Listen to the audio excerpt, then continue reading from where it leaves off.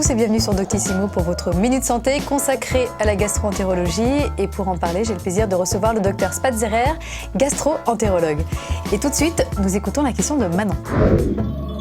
Manon, 35 ans, demande quels sont les moyens les plus efficaces pour éviter d'attraper une gastro-entérite.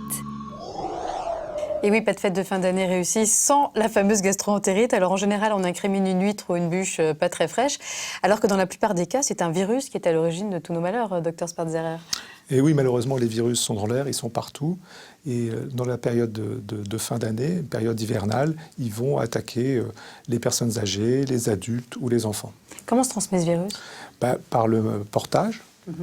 Par les mains les mains qui ont été malheureusement souillées, ou alors par l'air et les postillons que les gens envoient. Donc du coup, c'est difficile de s'en protéger. Il faut essayer de s'en protéger en respectant des règles d'hygiène élémentaires, c'est-à-dire se laver les mains et laver le linge tous les jours des enfants, des adultes ou des personnes âgées qui sont contaminées. Les solutions hydroalcooliques pour se laver les mains, c'est efficace, ça ? C'est aussi très bien. Dans ma pratique quotidienne, après chaque consultation, je me lave moi-même les mains. C'est le minimum qu'on puisse faire. On peut le faire chez les enfants sans risque ? Sans aucun problème. Mais c'est vrai que pendant l'épidémie de grippe A, on avait moins de gastro-entérite parce que du coup, les gens avaient le réflexe de se laver les mains. Et oui, ils sont revenus à des vieilles valeurs et se laver les mains, c'est un point important. Alors si malgré toutes ces précautions, le virus a réussi à coloniser notre tube digestif, quels sont les traitements pour au moins soulager les symptômes ? La plupart du temps, dans la population générale, rien. Ça va passer entre 2 et 5 jours, spontanément. 5 jours, ça peut durer jusqu'à 5 jours ? Ça peut durer jusqu'à 5 jours, il ne faut pas s'inquiéter. Ouais. Il faut faire attention à l'alimentation et mettre au repos le tube digestif. Pas trop manger de fruits ou de légumes pendant cette période. Donc c'est quoi, c'est riz, carottes ? Exactement, la viande, poisson, fromage à pâte dure.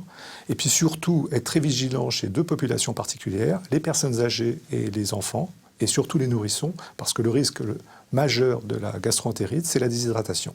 Et à ce moment-là, il ne faut pas hésiter à faire appel à des solutions de réhydratation pour suppléer cette perte hydrique. Est-ce qu'on peut se faire soi-même des petits traitements maison Donc on a dit pas de fruits, pas de légumes. Exactement. Vous pouvez acheter la solution de réhydratation qui est toute faite en pharmacie, ou alors vous la faire vous-même. Par exemple, pour 1 litre d'eau, vous mettez, je crois, 6 cuillères à soupe de sucre, 1 cuillère à soupe de sel, un peu de jus de citron, et vous avez une solution de réhydratation qui est tout à fait correcte.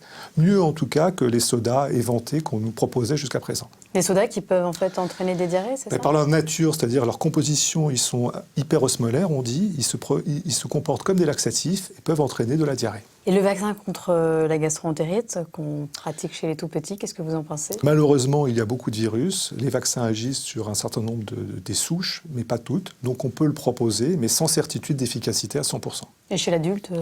Chez l'adulte sain, il résistera à la gastro-entérite sans aucun problème. Même si ça dure 5 jours. Si ça dure 5 jours. Alors dernière question, c'est vrai que l'année dernière, l'épidémie avait été bien connue puisqu'elle avait fait plus de 2 millions de victimes. Alors cette année, quelles sont les prévisions ? Ça va dépendre de la température extérieure et de la capacité qu'ont les gens à se laver les mains et respecter les règles élémentaires d'hygiène. Donc ça veut dire que s'il fait froid, il y aura moins de gastro-entérite. Exactement, le froid n'aime pas ni les bactéries ni les virus, ou plutôt les virus et les bactéries n'aiment pas le froid. D'accord, donc voilà, espérons que Manon, que l'hiver sera rigoureux. Merci pour votre question Manon et merci docteur Spatzerer.